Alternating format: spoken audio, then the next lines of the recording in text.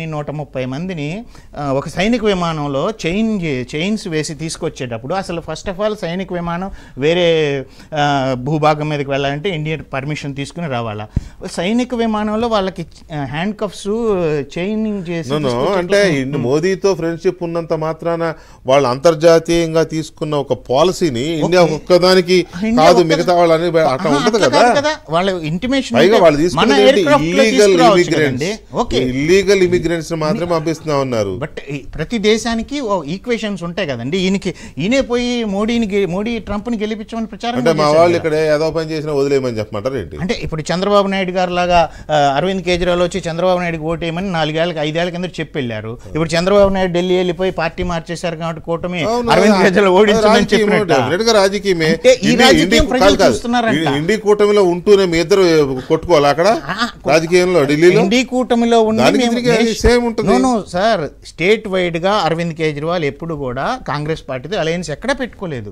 Only national emerge అయింది only ఒక అరవింద్ కేజ్రీవాల్ కాదు కదా. ఇప్పుడు ఈవెన్ ఇండి కూటమిలో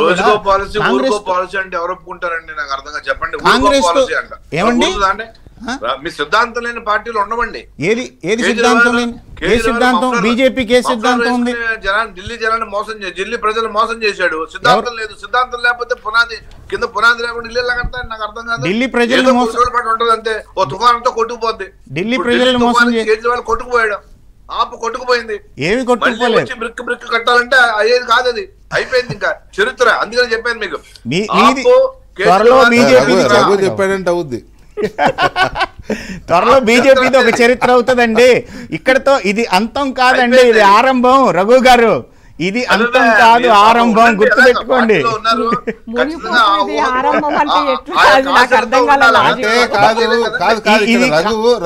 దేశం అంతా విస్తరించడానికి ఆమ్ ఆద్మీ పార్టీకి ఒక మంచి అవకాశం. నేను చెప్తున్నాను కదా, అరవింద్ కేజ్రీవాల్ ఇప్పటి వరకు ఢిల్లీ ముఖ్యమంత్రిగా ఉంటూ ఒకటి అధికారంలో ఉండి ఆ పనులు దాంట్లోనే ఉండిపోయాడు. వేరే రాష్ట్రాన్ని పెద్దగా పట్టించుకోలేదు. ఒకటి తర్వాత ఏదో కొద్దిగా బలం వస్తుంది అనుకున్న గుజరాత్ పంజాబ్ తిరిగాడు కానీ ఇంకెక్కడికి వెళ్ళలేదు. కనీసం ఇప్పుడు ఓడిపోయాడు కాబట్టి కొన్ని రాష్ట్రాలు ఇంపార్టెంట్ రాష్ట్రాలు అనుకునే తిరిగి మళ్ళీ మిగతా పార్టీలు కొన్నిటి కలుపుకోవడమో వాళ్ళతో ఫ్రెండ్షిప్ చేయడమో అలాంటిది ఏమైనా చేస్తాడేమో. తనకు వయసు ఉంది. ఇంకా జనంలో దేశమంతా తెలిసిన నాయకులు కొద్ది మందిలో ఆయన ఒకడు. దేశ ప్రజలందరికీ తెలిసిన నాయకులు ఎంతమంది ఉన్నారు? మోదీ గారు తెలుసు, అమిత్ షా గారు తెలుసు, రాహుల్ గాంధీ గారు తెలుసు, ప్రియాంక గాంధీ గారు తెలుసు, చంద్రబాబు నాయుడు తెలుసు, కేసీఆర్ గారు కూడా తెలుసు దాదాపు అన్ని రాష్ట్రాల్లో. చంద్రబాబు నాయుడు గారు కూడా ఆంధ్రప్రదేశ్లో తెలుసు. తెలంగాణలో ఒక్క సీట్ లేదు ఆయనకి.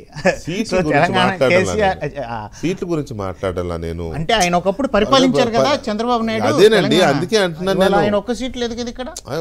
ఎందుకు లేవు? మరి మీరు అరవింద్ కేజ్రీవాల్ గురించి నేను అంటుంది నా పాయింట్ పూర్తిగా వినలా మీరు. ఇట్లా దేశమంతా తెలిసిన నాయకులు అరవింద్ కేజ్రీవాల్ ఒకడు అంటున్నా. అరవింద్ కేజ్రీవాల్ దేశంలో ఏ మూలకి వెళ్ళినా కూడా అరవింద్ కేజ్రీవాల్ అంటే తెలియని వాళ్ళు ఉండరు. కాబట్టి ఆయన కొంచెం ఇప్పుడు ఓడిపోయిన తర్వాత ఈ ఖాళీ టైం ఉంటుంది కాబట్టి కాస్త దేశమంతా తిరిగి ఎమర్జ్ అవుతుందేమో. నేషనల్ పార్టీకి ఎమర్జ్ అవుతుందేమో. ఆల్రెడీ పంజాబ్ లో ఉన్నారు అధికారంలో. చెప్తారు దేశమంతా తిరిగి ఏం చెప్తారు? అవినీతికి ఏమంటారు వ్యతిరేకంగా పోరాటం. ఇప్పుడు జనాలకు వెళ్ళింది అదే మెసేజ్ అనా? ఏ అవినీతి చేసి ఏం పట్టుకున్నారండి? ఎక్కడ ఏ అవినీతి చేసి ఇదంతా ఒక ఫ్యాబ్రికేటెడ్ కేసు.